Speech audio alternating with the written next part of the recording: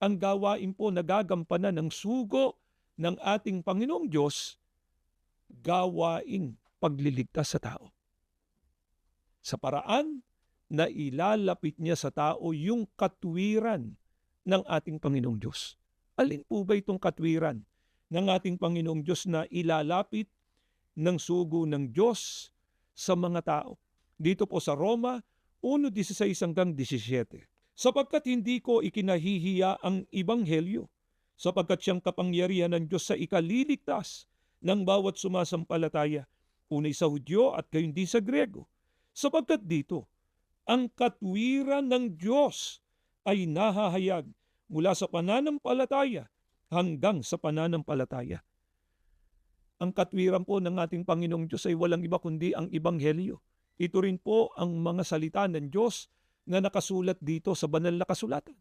Gaano po kahalaga ang Ebanghelyo? Ito anya ang kapangyarihan ng Diyos sa pagliligtas sa tao.